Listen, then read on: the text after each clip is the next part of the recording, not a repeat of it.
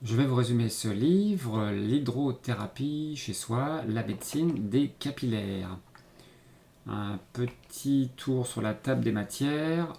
Après une présentation générale, on va parler des bains Salmanov à la térébenthine, sujet à part entière avec des produits à base de térébenthine. Et on parlera aussi de la méthode différentielle Gardel, intéressante, qui constitue deux points, un chaud, un froid, à différents endroits du corps. Et on va voir que ça peut apporter beaucoup de choses. Donc il est écrit par Michel Donia, en fait, qui est né en 1940, un ancien ingénieur chimiste, et pratiqueur, donc naturopathe, et qui a enseigné pendant plus de 10 ans une naturopathie holistique. Donc ce livre fait 96 pages et c'est une édition de 2014 qui existe, je pense, qu'en version numérique. Donc voilà, dans la première partie, on va parler des capillaires et de la capillothérapie. En final, le docteur Salmanov, qui est à l'origine du résumé de ce livre dans la première partie, a étudié pendant 30 ans les œuvres d'une personne qui s'appelait Dr. Krog, qui a déjà beaucoup travaillé sur le sujet. Et en final, ces capillaires sont considérés comme des micro-cœurs et la respiration tissulaire, toute la nutrition tissulaire, tous les échanges gazeux et liquides sont tributaires de la circulation capillaire. Et tous les mouvements des liquides extracellulaires, interstitiels, idem, cette circulation est fondamentale et sans ces capillaires fonctionnels, beaucoup de choses seraient entravées. 80% de la circulation sanguine passe dans nos capillaires. Et ces capillaires, ça représente 100 000 km de notre organisme. Donc c'est quelque chose d'absolument gigantesque, difficile à appréhender. Donc ici sur cette image qui est issue d'une de mes vidéos sur le système cardiovasculaire, dont je vous mettrai le lien, on va retrouver ici une artère par laquelle arrive le sang oxygéné. Donc je ne vais pas détailler les différentes constitutions, ça vous le verrez dans ma vidéo. Par contre, juste un petit point sur cette partie qu'on appelle les capillaires. Donc l'artère va se diviser en artériole, qui elle-même va se diviser en capillaires. Donc tous les capillaires, ça va être tout ce qui va permettre l'échange entre le sang oxygéné, puis le retour vers le sang veineux via les veines, de manière à ce que le milieu extracellulaire ici puisse à la fois récupérer l'oxygène et puis se débarrasser de tout un tas de produits résultant de la consommation de cet oxygène par les cellules, donc du dioxyde de carbone, mais pas que, qui vont pouvoir être récupérés par la lymphe entre autres et par les capillaires qui vont se transformer en vénules pour retourner au niveau des veines. Donc voilà sur la partie capillaire, pour bien comprendre de quoi on parle. Ces capillaires, en final, ils ont eux-mêmes une vasomotricité. À l'état de repos, beaucoup de capillaires sont fermés, et c'est à partir de cette réserve de capillaires fermés, dormants, que les techniques de capillothérapie vont relancer l'irrigation vers le reste des éléments importants au niveau du corps. Et tout ce qui peut être mutilé, déformé ou autre va pouvoir retrouver de l'oxygène, des nutriments et la vie en final. Et il a été démontré que les capacités de contraction capillaire a aussi des systoles rythmiques. Et en final, on a ce qu'on appelle en fait, les petits cœurs, parce qu'effectivement, localement, tous ces petits capillaires vont avoir des capacités aussi de faire circuler le sang. Si ils étaient complètement atones, la circulation serait fortement entravée. Donc après, il nous parle de la stase veineuse, en citant Pasteur, qui disait qu'effectivement les microbes ne sont rien, le milieu est tout. Il avait fait une expérience, il avait inoculé le choléra à des poules, et la moitié des poules avaient les pattes plongées dans l'eau froide pendant quelques temps, et toutes les poules qui étaient dans ce cas-là sont mortes, et l'autre moitié des poules, elles, avaient été plongées dans l'eau chaude, et elles sont restées indemnes de ce choléra. Donc en final, la démonstration de cette petite expérience, c'était que les bains de pieds froids sont toujours suivis par une stase veineuse. Et cette stase veineuse, cette immobilité veineuse, entraîne une diminution du volume d'oxygène apporté à tous les tissus de l'organisme et la diminution de l'élimination des substances nocives.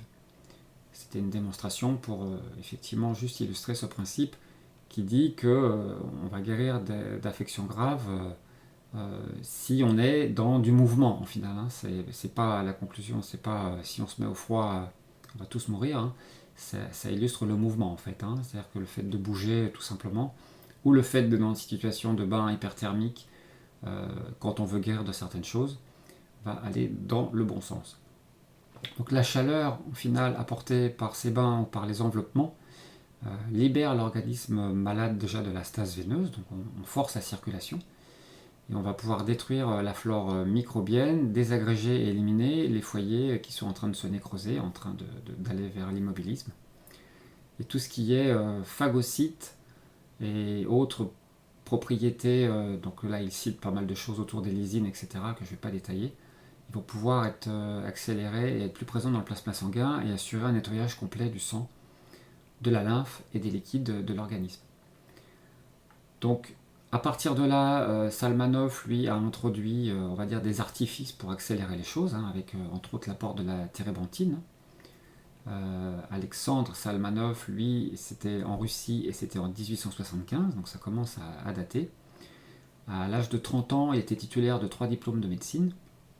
Et donc il est allé bien au-delà de la médecine telle qu'enseignée à l'époque, au point que, en 1952, le ministère français de la Santé a officiellement approuvé la composition des émulsions et des solutions Salmanov. Il faut savoir que voilà, ça s'était passé dans les produits intéressants et acceptés en France, donc c'est pas rien.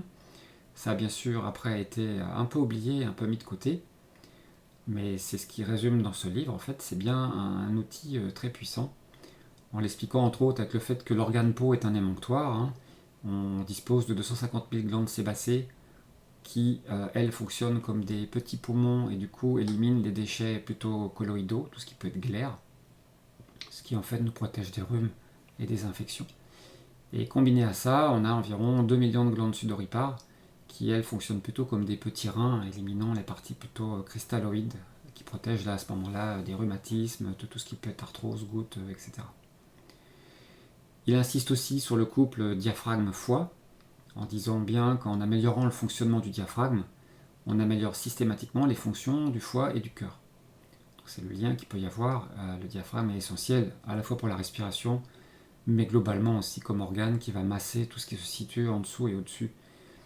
Et au niveau du foie, en finale, il y a une citation: chauffer le foie si vous voulez vivre plus longtemps et être moins souvent malade. C'est des choses qu'on peut entendre aussi par ailleurs, hein.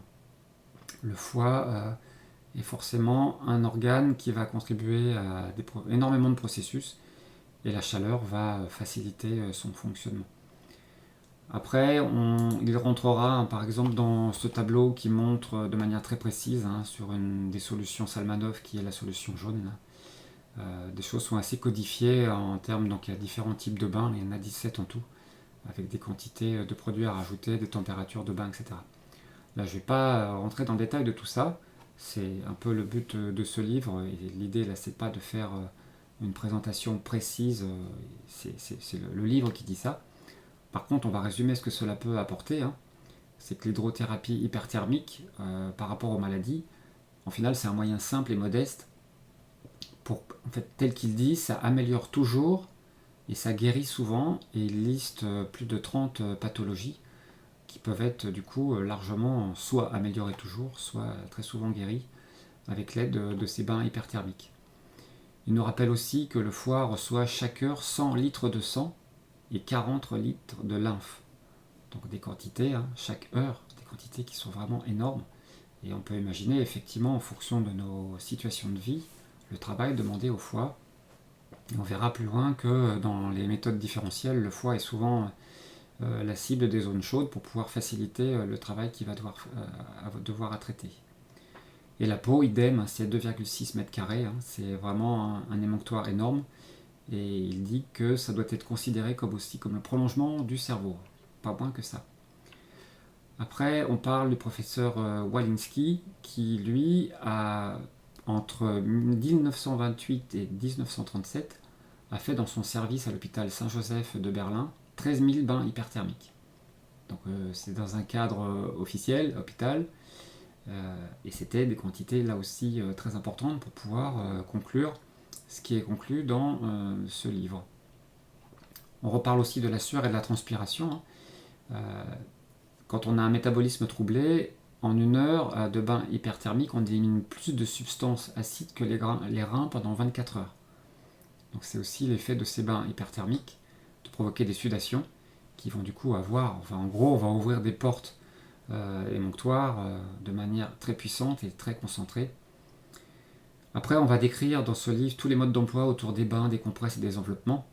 Donc par exemple, un bain de bras, on plonge les avant-bras jusqu'au-dessus du coude, dans de l'eau à 37 degrés, et on augmente progressivement la température de 1 degré toutes les 2 minutes, soit 38 degrés, de 38 à 43 degrés en 10 minutes. On reste en gros 10 minutes à 43, et puis après on passe dans une phase de repos. Et ça, par exemple, ça pourrait avoir des indications par rapport à des sinusites, des otites, des pharyngites, des congestions de la tête ou des congestions des poumons. Donc il va le citer comme ça, différents bains de différents types, que ce soit au niveau du nez, au niveau des pieds, bains de siège, etc. Des compresses, il va détailler les enveloppements aussi, pareil. Et puis après, on arrive à un guide thérapeutique général en finale, où on va pouvoir combiner un peu tout ça. Par exemple, pour une otite, il cite un linge humide très froid autour du cou, plus un gant de toilette chaud et humide très chaud sur l'oreille, à renouveler toutes les 5 minutes par des séances de 20 minutes. Et puis, s'il y a des complications, on peut passer à des enveloppements chauds du thorax ou des bains de bras. C'est pour ça qu'au début, différentes méthodes ont été citées, puisqu'en fonction des cas de figure, on pourra utiliser l'une ou l'autre. Et puis la deuxième partie du livre, c'est sur l'aquathermodifférentiel, la méthode Gardel. En fait, Pierre Gardel était un ancien kinésithérapeute et ancien ingénieur qui a mis au point une méthode là aussi très précise, mais liée à des problématiques très touchy par rapport à des hémiplégies, des suites d'AVC, des aphasies, des tumeurs de cerveau, des abcès osseux, des gangrènes. Donc on était sur des pathologies bien lourdes et même des cas de folie. Et là, idem, c'était donc pas que de l'hyperthermie, là on est sur du différentiel. Donc l'idée c'est qu'on puisse faire une zone chaude et une zone froide. Donc l'explication, c'est que quand on a une liaison inflammatoire, on va avoir besoin de leucocytes et de lymphocytes pour faire le ménage. Et cette inflammation, localement, si elle est trop chaude, elle va pouvoir ralentir cette action-là. Et l'idée, c'est qu'en refroidissant le site atteint, ces lymphocytes et ces leucocytes vont pouvoir multiplier par 10 leur efficacité. D'où des résultats surprenants.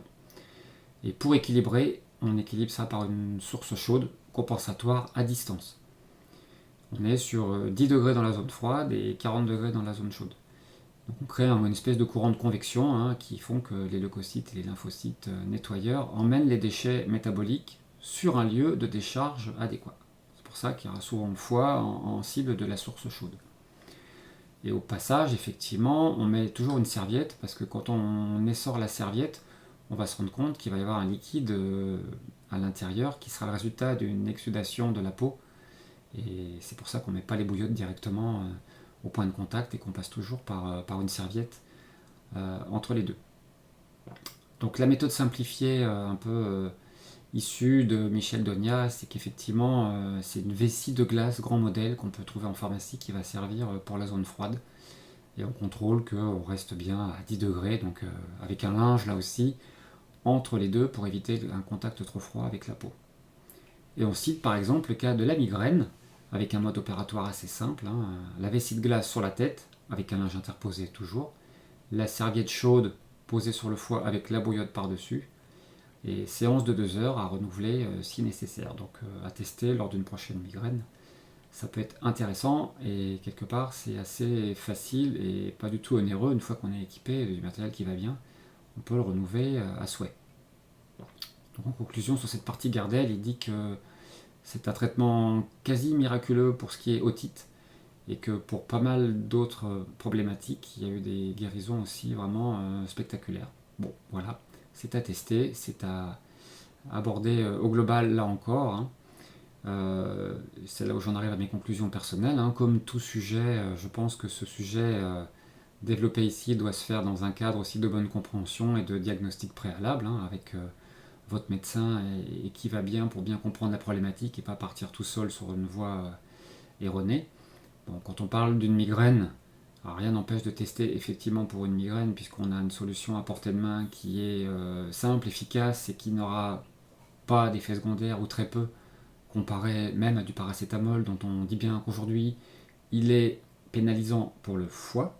Et comme par ailleurs on n'arrête pas de parler depuis le début du foie qui est important et qu'il faut bien soigner, du coup on fera d'une pierre deux coups ici.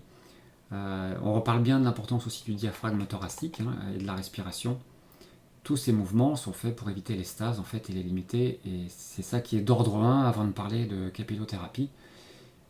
Les bains Salmanov sont effectivement très puissants, je ne les ai pas encore testés, je n'ai pas pratiqué, mais c'est vrai que j'aimerais bien tester dans cette idée de bain hyperthermique et d'une bonne transpiration, avec différents produits là, qui peuvent limiter en fonction des différents cas de figure. Donc là pareil, il y a des choses assez précises pour la version jaune et la version blanche, donc c'est pas à faire sans se renseigner avant, donc c'est une démarche qui doit être bien documentée. Moi j'ai utilisé le baume Capillar, qui est une crème là aussi à base de térébenthine, de menthe et compagnie, qui favorise la restauration des capillaires et la circulation locale. Une crème qui pénètre très vite, qui n'a pas besoin de massage et dont on sent vraiment l'effet. Moi j'ai trouvé ça vraiment puissant. Et puis l'aquathermo-différentiel de la méthode Gardel, effectivement, c'est quelque chose de très puissant et de très facile à faire. Et que l'on a pu entendre à un certain moment avec les bains de siège, chose qui a été pratiquée là aussi depuis très très longtemps.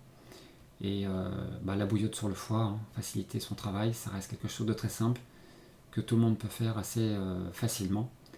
Et voilà, inviter à faire ses tests soi-même, à faire ses propres expériences.